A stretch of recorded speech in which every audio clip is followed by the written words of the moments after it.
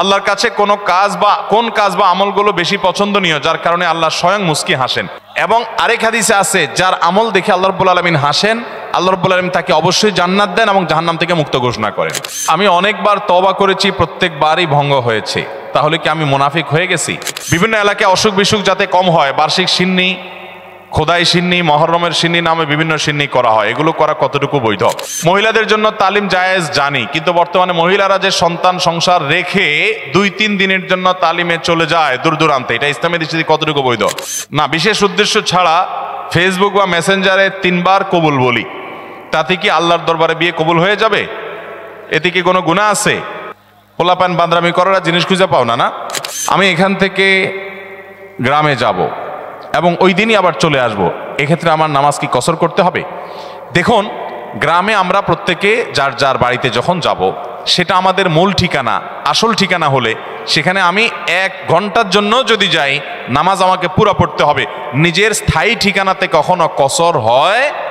পথে কসর হবে। বাড়িতে যখন চলে গেছেন, আপনার বাড়ি কুমিল্লাতে, আপনার বাড়ি চট্টগ্রামে, আপনার বাড়ি বগুড়াতে বা খুলনাতে বা সিলেটে, আপনার বাড়ি যেখানেই হোক না কেন, যখন সফরের দূরত্ব হবে, নিজের স্থায়ী ঠিকানায় 1 ঘন্টার জন্য যদি যান, সেখানে পুরো নামাজ পড়তে হবে, কসর চলবে।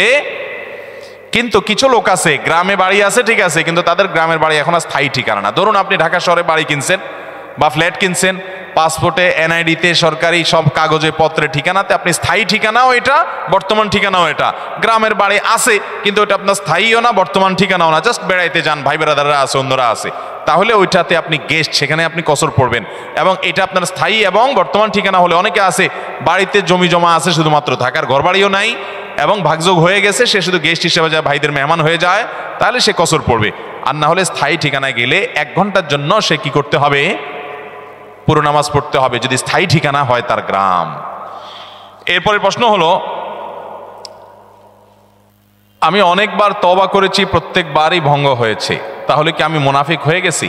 না ভাই, তওবা হওয়ার পর তওবা ভেঙে যাওয়াটা অস্বাভাবিক নয়। আপনারা খুশি হবেন শুনে, আমাদের রব আল্লাহ রাব্বুল আলামিনের একটা গুণবাচক নাম হলো তাওয়াব। কি নাম ভাই? তাওয়াবের মানে জানেন? আল্লাহু আকবার। রিপিটেডলি, বারবার যিনি বান্দার তওবা কবুল করেন। এই জন্য ভাই, একবার গুনাহ হয়ে গেছে, আল্লাহর কাছে তওবা করেছেন, চেষ্টা করছেন যে আর যেন না হয়, কিন্তু আবার শয়তান কাত করে ফেলে দিয়েছে, আবারও তওবা করে ফেলবেন এবং দুর্বল হবেন না। এখানে ইবলিস আপনাকে বলবে, তুই এতবার একই কাজ করে তওবা করছস আল্লাহর কাছে, আবার কোন মুখে তওবা করবি? থাক, বাদ দে। আপনার তওবা থেকে দূরে সরাবে। এটা হলো শয়তানের সবচেয়ে বড় অস্ত্র। কখনো নিরাশ হওয়া যাবে না। তওবা আগের বারের চাইতে পরের বারটা আরো স্ট্রং করবেন, যে ঠিক আছে আগের বারটা তওবা আমি দুর্বল ছিল, এটাকে আরো স্ট্রং করব, চেষ্টা করবো না ইনশাআল্লাহ। তাহলে তওবা বারবার করতে হবে, বারবার করতে হবে। ভেঙে গেলে আরো শক্ত, হার্ডলি তওবা করতে হবে, নিজের প্রতি নিজে শাসন চালাতে হবে, এভাবে ইনশাআল্লাহ সামনে আগাইতে হবে। ভারতবর্ষে একজন কবি বলেছেন, আরে ইয়ে কুশ্তি তো হয় অমর ভর কি, কবি ও দাবালে কবি তু দাবালে। ইবলিসের সাথে তোমার লড়াই তো সারা জীবনের। কখনো ইবলিস তোমাকে কাত করে ফেলে দিবে, তোমার দ্বারা গুনাহ করায় ফেলবে, আবার কখনো চোখের পানি ফেলে কেঁদে কেটে আল্লাহর কাছে একান্তে। ভাইরা, কিছু নির্জন সময় কাটানো দরকার। আমাদের কোনো নির্জন সময় নাই। নির্জন সময় হলে ওই মোবাইলে আমরা ঢুকে পড়ি, মোবাইল টোবাইল বন্ধ করে ফেলে দিনে রাতে 24 ঘন্টার ভিতরে 5 ওয়াক্ত নামাজের পরে আগে যে কোনো সময় অন্তত 2-4-5টা মিনিট একটু চিন্তা ভাবনা করবেন, একটু নিজের হিসাব মিলাবেন, আল্লাহর সাথে কথা বলবেন। আজকে একটা গুনাহ হয়ে গেছে, আজকে একটা কাস্টমার মহিলা আসছে, তার সৌন্দর্য দেখে তাকে নিয়ে বাজে চিন্তা জল্পনা কল্পনা করেছি, নোংরামি করেছেন, গুনাহ কাজ করেছেন। কোনো কাস্টমার এসেছে, তার সাথে ফাঁকি ঝুঁকি দিয়েছেন, 2 নাম্বারই করেছেন, মিথ্যা কথা বলেছেন, কিনা দর এত আছে বলেছেন, আসলে এত আসে নাই। এই যে মিথ্যা বলেছেন কয়টা টাকার জন্য, এই টাকা দুনিয়াতে থেকে যাবে, মিথ্যাটা আপনার আমলনামা যুক্ত হয়ে আখিরাতে যাবে। এইসব কথা চিন্তা করে আল্লাহর কাছে চোখের পানি ফেলে একান্তে, আল্লাহ করে ফেলেছি আজকে শয়তানের পালায় পড়ে, আল্লাহ খেয়াল ছিল না, আপনি মাফ করে দেন। মালিক, আপনি মাফ না করলে কিয়ামতের ময়দানের শাস্তি হবে ভয়াবহ। দুনিয়াতে আপনি ছেড়ে দেন, আল্লাহ মাফ করে দেন। মাফ চায়া দুনিয়া থেকে ওইটাকে নিষ্পত্তি করেন, একটু চোখের পানি ফেলেন, সেজদায় পড়ে যান, 2 রাকাত সালাতুত তওবা নামাজ পড়ে আল্লাহর কাছে মাফ চান, এরপরের দিন আরো স্ট্রং করেন। এভাবে আপনি লড়াই চালাতে থাকবেন। আরে এই কুস্তি তো হয় অমর ভর কি, কবি ও দাবালে কবি তু দাবালে। শয়তান গুনাহ কমা আপনার দ্বারা করায় সে জিতে যাবে, আর আপনি তওবা করে চোখের পানি ফেলে গুনাহ মাফ করিয়ে তারপরে আপনি শয়তানের উপরে জিতে যাবেন। তওবা করতে থাকবো তো ইনশাআল্লাহ। তওবা করতে কখনো ক্লান্ত হবেন, তওবা অব্যাহত রাখবেন, অনবরত রাখবেন। দুনিয়াতে কোনো ফেরেশতা মানুষ নাই, সবাই গুনাহ করে। এর মধ্যে সবচেয়ে উত্তম মানুষ হলো গুনাহ করার পর যে নিজের ভুল বুঝতে পারে নিজেকে শাসন করে সংশোধন করে সে তওবা করে মাপ চায়। মনে রাখবেন, যে ব্যক্তি তওবার শর্ত আদায় করে তওবার শর্ত কি? তওবার শর্ত হলো যে কাজটা করেছি গুনার কাজ, এটার জন্য নিজেকে নিজে শাসন করলাম, কেন আমি এত নিকৃষ্ট কাজ করলাম, আল্লাহ আমার প্রতি কত ইহসান করেছেন, কত অনুগ্রহ করেছেন, আমার জীবনে কত বিপদ এসেছে আল্লাহ উদ্ধার করেছেন, তাহলে আমি কেন এই গুনার কাজটা করলাম? নিজেকে শাসন করা, ভবিষ্যতে না করার পরিকল্পনা করা, লজ্জিত হয়ে চোখের পানি ফেলে আল্লাহর কাছে মাপ চাওয়া, এই কাজটা যদি আপনি বারবার করেন আপনি নিশ্চিত থাকতে পারেন আপনার তওবা দিন দিন আস্তে আস্তে স্ট্রং হবে এবং একটা সময় আপনি গুনাহ ছাড়তে পারবেন ইনশাআল্লাহ। এই জন্য তওবা কখনো ছাড়া যাবে, যতবারই তওবা ভাঙুক তওবা আরো স্ট্রং করে করতে হবে। এরপরে প্রশ্ন হলো, কেউ কালো জাদুগ্রস্ত হয়েছে এমন যদি জানতে পারে তাহলে তার করণীয় কি? এ বিষয়ে আমরা বিভিন্ন জায়গায় প্রশ্ন পাই, ভালো করে শুনে রাখেন। বিশেষ করে আপনারা পুরান ঢাকার কাছাকাছি এলাকার মানুষ, পুরান ঢাকায় সবচেয়ে বেশি, চট্টগ্রামে প্রচুর পরিমাণে আছে। আমাদের দেশে এখন ব্ল্যাক ম্যাজিক, কালো জাদু যেটাকে আমরা বলি, এই কালো জাদু টোনা এগুলো এই পরিমাণ বাড়ছে, আমি সারা দেশে ঘুরে বেড়াই, শত শত হাজার হাজার মানুষের প্রশ্ন আমার কাছে আসে। প্রতি সপ্তাহে এভারেজ আমার কাছে অন্তত 25 থেকে 30,000 প্রশ্ন মানুষের আমার কাছে আসে আলহামদুলিল্লাহ। শুধুমাত্র শুক্রবারের লাইভে আমাদের 15 থেকে 20,000 এক ঘন্টার মধ্যে প্রশ্ন আসে। এই হাজার হাজার প্রশ্ন নিয়ে আমরা কাজ করি। মানুষের অবস্থা আমি জানি প্রশ্নগুলোর মাধ্যমে। এই দেশে প্রতিটা ঘরে ঘরে ব্ল্যাক ম্যাজিকের রুগী আছে। আল্লাহ যাকে বাঁচাইছে তারা ভিন্ন, কিন্তু আমি দায়িত্ব নিয়ে বলতে পারি ম্যাক্সিমাম ফ্যামিলিতে ব্ল্যাক ম্যাজিকের রুগী ভরা, আমরা টেরও পাচ্ছি না। ছোট পোলাপান, অস্বাভাবিক চিল্লাচিল্লি, অস্বাভাবিক দুষ্টামি, ওই দুষ্ট জিনের উপদ্রব অথবা ব্ল্যাক ম্যাজিক। অসুস্থ, কোনোভাবে ভালো হচ্ছেন না, বহু ট্রিটমেন্ট করছেন, চেক আপ করেছেন, ডায়াগনোসিস হচ্ছে না। সবসময় নিশ্চিত না, কিন্তু অনেক ক্ষেত্রেই এগুলা ব্ল্যাক ম্যাজিকের রুগী হওয়ার সম্ভাবনা। আপনারা দেখবেন ফেসবুকে ইদানিং এই উৎপাত বেশি বাড়ছে। বিভিন্ন পোস্টের কমেন্টে দেখবেন পোস্টার দিয়া প্রচার করে তান্ত্রিক অমুক কামরূপ কামাখ্যা থেকে প্রশিক্ষণ প্রাপ্ত। দেখছেন নি? এগুলো হলো শয়তানের খালাতো ভাই, সাক্ষাৎ খালাতো ভাই। এবং আপনার বিভিন্ন ঢাকা শহরের পিলারে পিলারে দেখবেন এই তান্ত্রিক অমুক, ভাগ্য বদলায় দেয়, এটা করে সেটা করে, এসব শয়তানি অ্যাডভার্টাইজ দেখছেন না? দেখেন নাই? ব্ল্যাক ম্যাজিক এটাকে এক সময় আমাদের এক শ্রেণীর শিক্ষিত মানুষ বলতো যে এগুলো হুজুরদের আজগুবি কথা, কিসের আবার ব্ল্যাক ম্যাজিক, দেখা যায় না, শোনা যায় না, বুয়া বোগাস কথাবার্তা। ভাইরা আমার, এই যে কদিন আগে বিশ্বকাপ ফুটবল শেষ হয়ে গেল, আমি নিজে অনেকগুলো মিডিয়াতে দেখেছি বিশ্বকাপ ফুটবলে অনেক বড় বড় খেলোয়াড়দেরকে দুর্বল করার জন্য প্রতিপক্ষের খেলোয়াড় বা বাজিকরেরা, বিভিন্ন লোকেরা ব্ল্যাক ম্যাজিক করেছে এবং কোটি কোটি টাকা খরচ করে ব্ল্যাক ম্যাজিক করে তাদেরকে অচল করে দেওয়ার চেষ্টা করে। আরে বিশ্বকাপ অনেক দূরে রাখেন, আমার দেশে আসেন। একটা খেলা আছে, নাম হলো পাতা খেলা। আপনি গুগলে সার্চ দিয়ে যে পাতা খেলা দেখলে আপনি পাবেন। আমি সার্চ দিয়ে অন্তত 2-4-5টা জাতীয় দৈনিকের রিপোর্ট, প্রতিবেদন, এই খেলার আদ্য পান্ত জেনে তারপরে কথা বলছি। আমি আলহামদুলিল্লাহ ওই ফেসবুকে ঠুনকো ঠানকো কোথায় কি পাইছে টাইছে এগুলো নিয়ে আমি কথা বলি না, বক্তব্য দেই না। আমি চেষ্টা করি যেটা বলবো সেটা জেনে শুনে দায়িত্ব নিয়ে তারপরে আমি বলার চেষ্টা করি। এই পাতা খেলার উপরে আমি অনেক পড়াশোনা ঘাটাঘাটি করেছি, অনলাইনে অনেক আর্টিকেল পড়েছি, অনেক প্রতিবেদন পড়েছি। আমাদের দেশে হয়, আপনার উত্তরবঙ্গের দিকে বিশেষ করে হয়, অনেক জেলাতে। এই পাতা খেলাটা অবাক করা এক খেলা, যে এটা পুরাটাই ওই জাদু মন্ত্রের খেলা। এবং এটা আমাদের দেশে অনেক আগে থেকে একসময় হিন্দুদের মধ্যে প্রচলন ছিল। এখন মুসলমানরা এটাই কোনো দোষী কিছু মনে করে না, পড়তেছে। রীতিমতো কুফুরি এবং ইমান চলে যাওয়ার মতো বিষয়। এখানে কুফুরি কিছু মন্ত্র আছে, শয়তানি কিছু মন্ত্র আছে। শয়তান আমরা যাকে দেখি না, এটা আরেক আলোচনা, ঘন্টায় ঘন্টা আলোচনা করতে হবে, শয়তান নিয়ে আজকে আলোচনা করব না। এই শয়তানের মন্ত্র, কুফুরি মন্ত্র, এই মন্ত্র পাঠ করার মাধ্যমে এই অলৌকিকত্ব দেখা যায়। কি হয়েছে, একটা লোকের নাম দেয় পাতা, আসলে ওইরকম আদতে কোনো পাতা না, একটা ব্যক্তি। তো ওই ব্যক্তিকে দূর থেকে একজন জাদুকর সে মাটিতে এরকম মন্ত্র পড়ে। ওই যে যারে নাম দিছে পাতা, তার সে নিজেও জাদুকর। তার কাজ হলো সে মন্ত্র পড়ে পড়ে নিজেকে এক জায়গায় ধরে রাখবে, আর এর কাজ হলো ওরে মন্ত্র পড়ে পড়ে একটা দাগ দেওয়া আছে, দাগ পর্যন্ত নিয়ে আসবে, টেনে নিয়ে আসবে মন্ত্রের কারণে। অবাক করা বিষয় না? এবং সত্যি আনতে পারে, এ মন্ত্র দিয়ে আনে, তো আনলে এই জাদুকর জিতে যায়, আর যদি টিকে যায় তাহলে সে জিতে যায়। এই পাতা খেলা বাংলাদেশে অনেক এলাকাতে বেশ বহুল প্রচলিত, হাজার হাজার মানুষ উপভোগ করে। এই যে কুফুরি কালাম, কুফরি কালাম পড়ে অনেক অলৌকিক কাজ করা যায়। একটা আস্ত সুস্থ মানুষ অসুস্থ হয়ে একদম কবর পর্যন্ত চলে যাবে, আপনি টেরও পাবেন না, ভয়াবহ রোগ হবে এই ব্ল্যাক ম্যাজিকের কারণে। কালো জাদু, এটা যে বললাম খেলোয়াড়দেরকে পর্যন্ত করা হয়। এটা আমাদের দেশে ঘরে ঘরে। আপনি বাঁচতে চান, নাম্বার 1, আপনার ঘরকে কোরআন দিয়ে আলোকিত করতে হবে। ভাইরা আমার, আমি বিভিন্ন সময় বলার চেষ্টা করি, আপনি ইমানদার হিসেবে, মুসলমান হিসেবে আপনার মধ্যে শয়তান মাঝে মধ্যে সন্দেহ ঢুকায় যে ইসলাম আসলে সত্য কিনা, না হুজুররা এসব বকওয়াস কথা বলে টলে। আপনার ইমানের মধ্যে যদি কোনো প্রকার সংশয় শয়তান সৃষ্টি করতে চায়, আমি আপনাকে দায়িত্ব নিয়ে আল্লাহর শপথ করে বলতে পারি, এই কোরআন হলো এমন এক জীবন্ত মিরাকল, জীবন্ত মুজিজা। এই কোরআনের অলৌকিকত্ব দেখার পর আপনি ইমান আনতে বাধ্য হবেন। পৃথিবীতে যত বেঈমান মুসলমান হয়, যত কাফেররা ইমান আনে, তাদের বেশিরভাগ দেখবেন এই কোরআন যখন নির্মোহভাবে আগাগোড়া পড়ে ফেলে, সে এর কাছে মাথা নত করা ছাড়া কোনো উপায় থাকে না। ওমর রাদিয়াল্লাহু তাআলা আনহুর মতো জাদ্রেল মানুষ যাচ্ছিলেন নবী করিম সাল্লাল্লাহু আলাইহি ওয়াসাল্লামকে হত্যা করার জন্য, বোনের বাসায় যায় দেখে বোন তেলাওয়াত করতেছে, আওয়াজ শুধু শুনছে, তেলাওয়াত শুনেই পাগল হয়ে গেছে। আরে এ তো সাধারণ কোনো কথা না, আকৃষ্ট হয়ে গেছেন।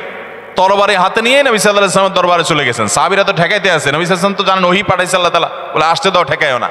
গেছে হত্যা করার জন্য, ঈমান নিয়ে ফিরে চলে আসছে কোরআনের কারণে। মুসলমানদের বাসা বাড়িতে আজকাল কোরআন তেলাওয়াত হয় না। আপনার বাসা বাড়িতে কোরআন তেলাওয়াত চালু করেন, আওয়াজ দিয়ে উচ্চস্বরে, মনে মনে না, আওয়াজ দিয়ে কোরআন তেলাওয়াত চালু করেন, কোরআন পড়েন এবং অডিও চালায় রাখেন। ব্ল্যাক ম্যাজিক, দুষ্টজনের উপদ্রব থেকে বাঁচার জন্য এটা মহৌষধ। বিশেষ করে একটা সূরা, সূরা বাকারা জোরে জোরে নিজেরা তেলাওয়াত করেন। তেলাওয়াত করতে পারেন না তো অডিও চালায় রাখেন। সূরা বাকারার তেলাওয়াত যত বেশি ভাষায় চালু করে রাখবেন, নবী সাল্লাল্লাহু আলাইহি ওয়াসাল্লাম হাদিসে বলা আছে দুষ্টজিন এবং শয়তান ভাষায় প্রভাব ফেলতে পারবে না। এক। দ্বিতীয় আমল, তাহলে কোরআন বেশি বেশি পড়বেন, বিশেষ করে সূরা বাকারা। দ্বিতীয় আমল হলো সকাল সন্ধ্যার দোয়া এবং জিকির, এগুলা নিয়মিত পড়বেন, এগুলা রক্ষা কবচের মতো কাজ দেয়। তৃতীয় আমল হলো ঘরের মধ্যে কোনো হারাম জিনিস রাখবেন না, ছবি টবি এটা সেটা রাখবেন না, এবং গুনাহমুক্ত রাখবেন বা ঘরকে। 4 নম্বর আমল হলো যতবার বাসায় ঢুকবেন বিসমিল্লাহ পড়ে ঢুকবেন, বের হওয়ার সময় বিসমিল্লাহ পড়ে বের হবেন। টয়লেটের দরজাগুলো বন্ধ রাখবেন, ঢুকতে বিসমিল্লাহ পড়ে ঢুকবেন, দোয়া পড়ে ঢুকবেন, বের হওয়ার সময় দোয়া পড়ে বের হবেন। খাওয়ার সময় বিসমিল্লাহ পড়ে খাবেন, প্রত্যেকটা কাজে বিসমিল্লাহ করবেন, শয়তান অংশগ্রহণ করতে পারবে না ইনশাআল্লাহ। আর বিশেষভাবে 3 কুল সকাল সন্ধ্যায়, কুল হুয়াল্লাহ, কুল আযুল ফালাক, কুল রাব্বিন নাস, 3 বার সকাল সন্ধ্যার আমলের মধ্যে এটা চলে আসছে। আলাদা করে এটা রাতে, সকাল সন্ধ্যায় বিভিন্ন সময় পড়বেন ইনশাআল্লাহ। বিদিন আল্লাহ তাআলা এই দুষ্টজিন এবং ব্ল্যাক ম্যাজিক থেকে বেঁচে থাকার তৌফিক দান করবেন।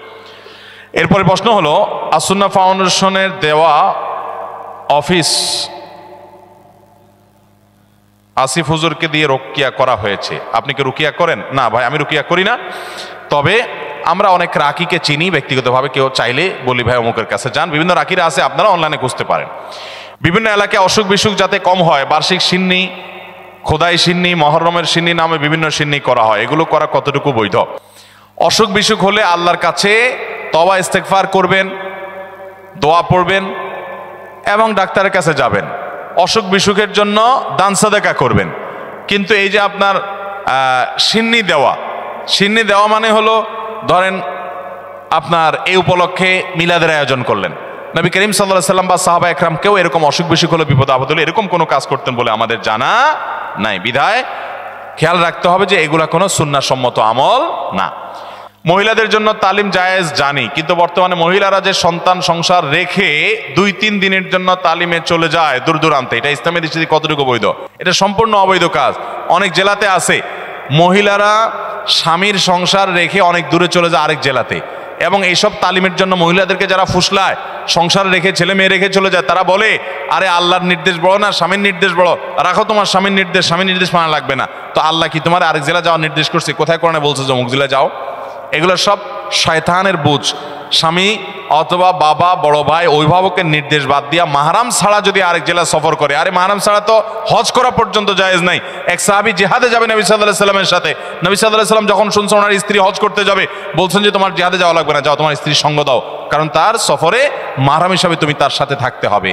বিধায় এই তালিমের নামে এক জেলা থেকে আরেক জেলা মাহরাম ছাড়া যদি এরকম যায়, তাহলে সেটা জায়েজ হবে না, গুনাহ হবে।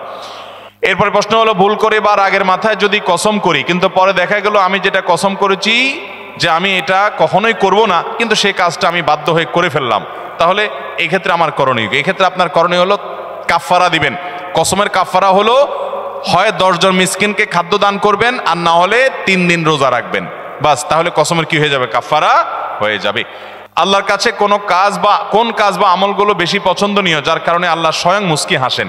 আল্লাহ রাব্বুল আলামিনের হাসিটা তার শান অনুযায়ী কেমন সেটা আল্লাহ ভালো জানেন। তবে হাদিসে বিভিন্ন বর্ণনা থেকে আসে যেটি হয়, বিশেষ করে শীতের সময় যখন কনকনে ঠান্ডা শীত উপেক্ষা করে কেউ যখন উঠে নামাজে দাঁড়িয়ে যায়, নবী করিম সাল্লাল্লাহু আলাইহি ওয়াসাল্লামের হাদিসে লেখা আছে যে আল্লাহ রাব্বুল আলামিন বান্দার এই আমলটা দেখে হেসে দেন।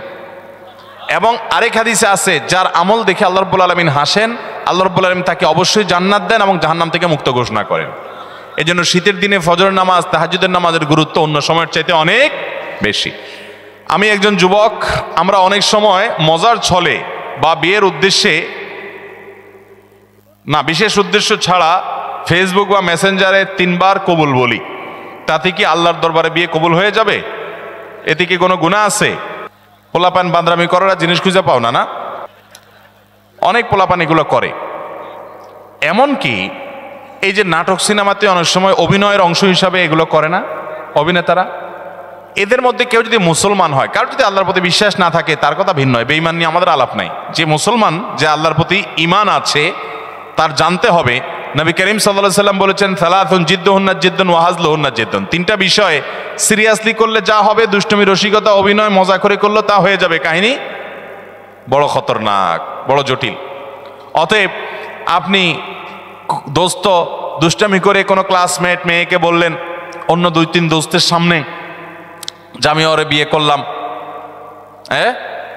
এবং সেও অ্যাডাল্ট, আপনিও অ্যাডাল্ট, 2 জন সাক্ষীও আছে। আর বিশেষ করে নাটকে যেটা হয় যে অভিভাবক অনেক সময় থাকে, যদি সত্যিকারের অভিভাবক থাকে, ওখানে তো সব বকওয়াস অভিভাবক। মেয়েদের তো বিয়ে অনেক হলো, আমাদের মতো মেয়েদের বিয়ে অভিভাবক ছাড়া হয় না, কিন্তু হানাফি মাযহাব অনুযায়ী অভিভাবককে জরুরি না, যদি অ্যাডাল্ট হয়ে যাবে তাহলে সেক্ষেত্রে হানাফি মাযহাবের আলোকে এই বিয়ে হয়ে যাবে। 2 জন সাক্ষীর সামনে শুধু বলছেন প্রস্তাব, সে বলছে কবুল, দুষ্টামি করে বলছেন, বস কাহিনী খতম হয়ে গেছে। কথা বুঝেন নাই? খুব জটিল একটা বিষয়। ঠিক তালাকের বিষয়টাও এরকম। আপনি বলবেন যে হুজুর আমি তো আসলে তালাকের উদ্দেশ্যে বলি না, আমি তো ভয় দেখানোর জন্য বলছিলাম, কাম হয়ে যাবে, এরপর আর এসব বলে লাভ হবে না। অতএব এগুলো সাবধানে করতে হবে। আল্লাহ আমাদেরকে এই সমস্ত বিষয়, হেয়ালিপনা, দুষ্টমি, এগুলো থেকে বেঁচে থাকার তৌফিক দান করুন। সব জায়গায় ফাজলামি না। আমাদের নবী হযরত মুহাম্মদ সাল্লাল্লাহু আলাইহি ওয়াসাল্লামকে না সৃষ্টি করলে নাকি আল্লাহ তাআলা কোনো কিছু সৃষ্টি করতেন না। এটা কতটুকু সত্য? এরকম একটা হাদিস আছে, কিন্তু সেই হাদিসকে মুহাদ্দিসগণ, হাদিস বিশারদ, বিশ্লেষকগণ এই হাদিসকে জাল হাদিস হিসাবে চিহ্নিত করেছেন। এর সনদ বিশুদ্ধতার সূত্রে বর্ণিত নয়। লাউলা খলিকতু লামা খলিকাতিল আফলাক, নবী সাল্লাল্লাহু আলাইহি ওয়াসাল্লাম যদি সৃষ্টি না হতেন আসমান জমিন সৃষ্টি হতো না। ভাইরা আমার, নবী সাল্লাল্লাহু আলাইহি ওয়াসাল্লামের মর্যাদা বলার জন্য মিথ্যা হাদিস বলার কোনো দরকার নাই। আল্লাহ তাআলা তার নবী সাল্লাল্লাহু আলাইহি ওয়াসাল্লামকে, তার হাবিবকে এমনি মর্যাদা দিয়েছেন, তার জন্য ভুয়া হাদিস বানানোর কোনো দরকার। তিনি সকল নবী রাসূলদের মধ্যে শ্রেষ্ঠ, তাকে আল্লাহ মেরাজে ডেকে নিয়ে সম্মানিত করেছেন, তাকে আল্লাহ তাআলা কিয়ামতের ময়দানে হাউজে কাউসার দান করবেন, তার শাফাআত হবে সবচেয়ে বড় শাফাআত, শাফাআতে কুবরা। তাকে আল্লাহ তাআলা কত মর্যাদা দিয়েছেন। অতএব ভুয়া ভিত্তিহীন হাদিস বলার দরকার নেই। বুখারীর হাদিসে আসছে, তিনি বলেছেন লা তুতরুনি কামা আতরাতিন নাসারা ইবনে মারইয়াম। খ্রিস্টানরা ঈসা আলাইহিস সালামের মর্যাদা বেশি বলতে গিয়ে ওনাকে আল্লাহর সন্তান বানায়া ঈমান হারা হয়ে গেছে। তোমরা আমার মর্যাদা বলতে গিয়ে এরকম সীমা লঙ্ঘন করবা না।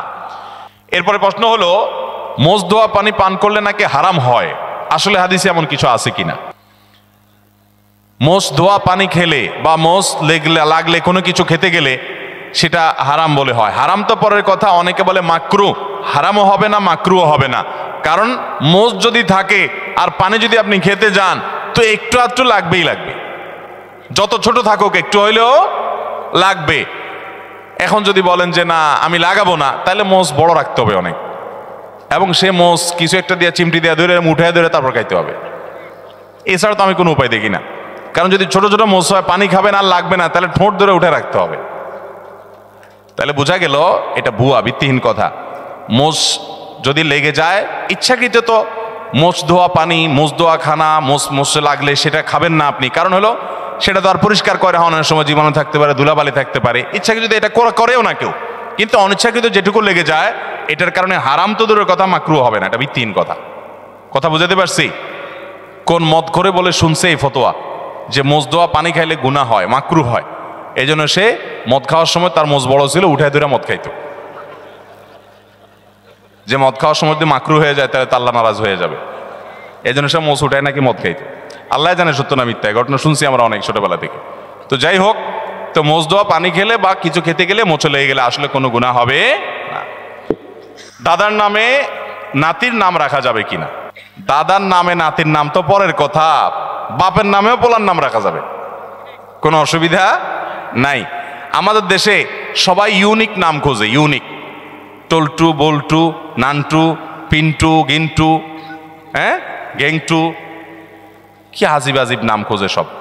আরে ভাই, সবাই বলে ইউনিক নাম লাগবে, আনকমন না লাগবে কেন? আমরা আনকমন নাম লাগবে কেন?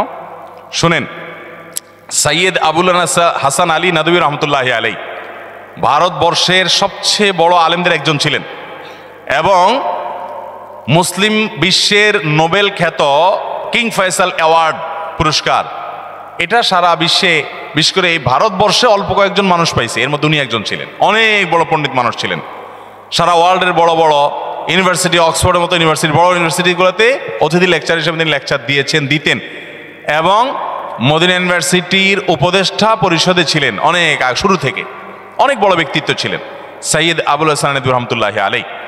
এ আল্লাহর বান্দা, তার পরিবারে কয়েকজন বাচ্চার নাম, কয়েক ভাই, একই ফ্যামিলিতে কয়েকটা ছেলে হয়েছে, সবগুলোর নাম রাখছে মোহাম্মদ।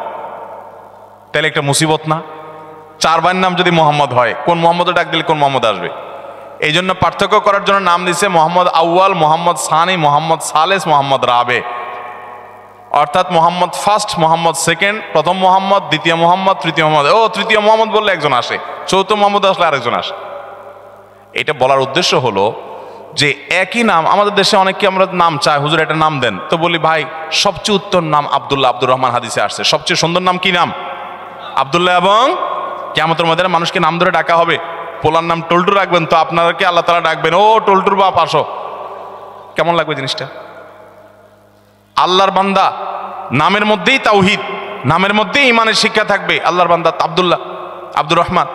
তো অনেককে নাম দিলে বলে কি, ভাই এটা আমাদের ফ্যামিলিতে আছে। কার নাম? বলে আমার বোনের ননদের ছেলের নাম, বোনের ননদের ছেলের নাম। তো তোমার বোনের ননদের ছেলে আর এই ছেলে জীবনে কয়বার একত্র হবে? এসব বকওয়াস চিন্তা করতে থেকে মাথায় আসে।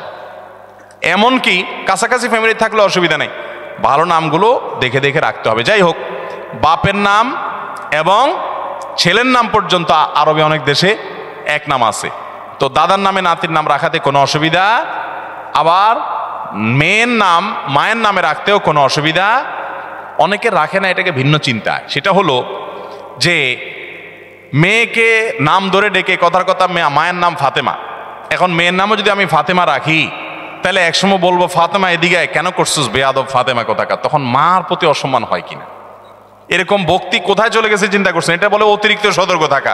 ওই যে একটা গল্প শুনছিলাম একবার, যে এক লোক সেলাই করতেছে, জামা কাপড় কিছু একটা সুই দিয়ে সেলাই করতেছে।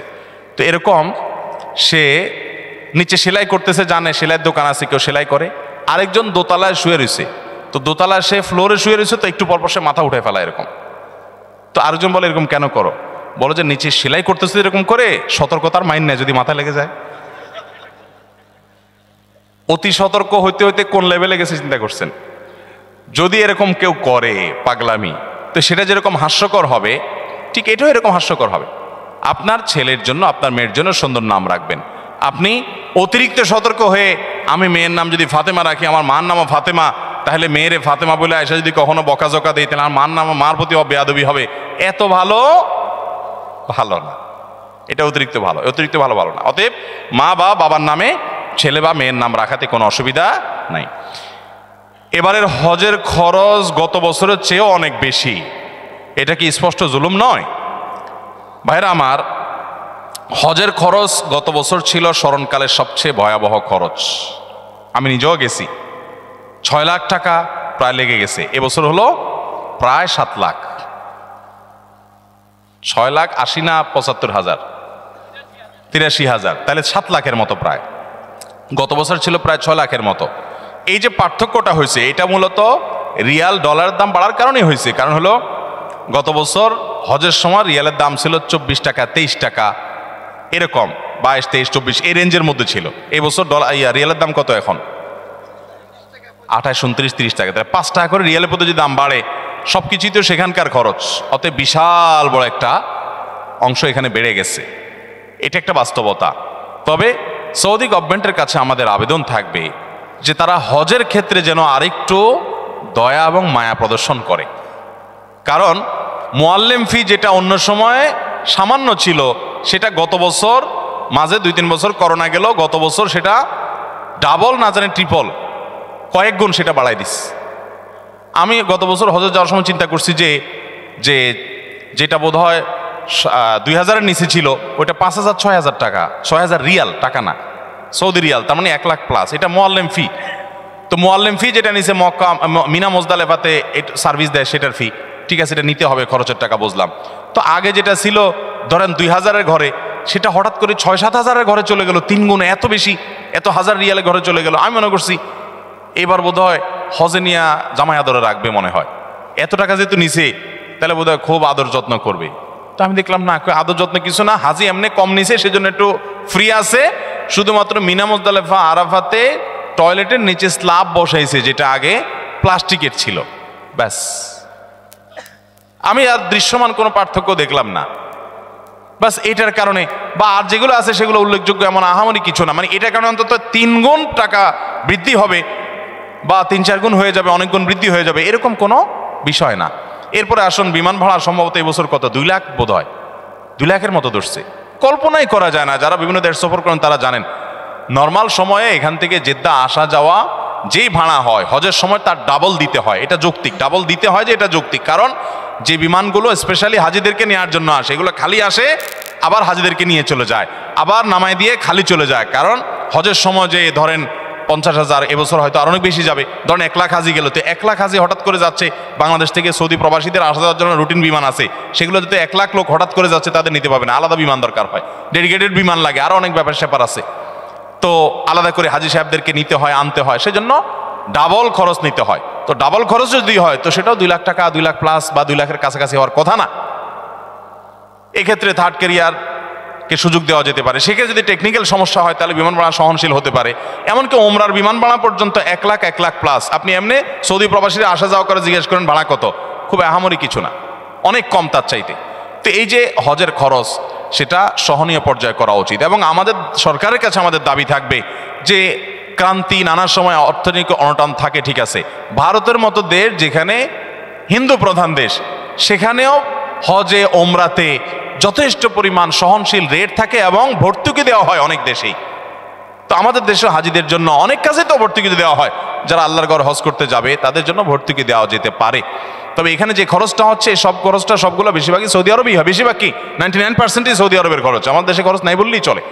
বিধায় রিয়ালের দাম বাড়ার কারণে আসলে অনেক বেশি বেড়ে গেছে। এই জন্য ভাইরা বলি, যারা হজ পিছাইছেন, অনেক লোক আছে এই মজলিসে, বহু লোক আছে আমি জানি, যাদের আজ থেকে 7 বছর 8 বছর আগে হজ করার ক্ষমতা ছিল, তখন 3 লাখ, 3.5 লাখ, 4 লাখ টাকা হজ করা যেত, কিন্তু করেন নাই, পিছাইতে এখন 7 লাখে আসছে, একসময় যদি 14 লাখে যায়, আর তখন যদি বলেন আমার কাছে এত টাকা নাই, আপনি আল্লাহর কাছে দায়মুক্ত হবেন না। কারণ যখন কম ছিল তখন তো আপনার পরে হজ ফরজ ছিল, আপনার টাকা ছিল, আপনি কেন করেন নাই? এই জন্য নবী সাল্লাল্লাহু আলাইহি ওয়াসাল্লাম বলেছেন, কারণ হজ ফরজ হলে সে যেন বিলম্ব না করে, যদি সে বিলম্ব করে সে জানে না পরবর্তীতে কি হবে, কি দুর্ঘটনা হবে। এই জন্য হজ ফরজ হলে বিলম্ব করবো না ইনশাআল্লাহ। ভাইরা আমার, আর কথা বলতে চাই না, রাত অনেক হয়েছে।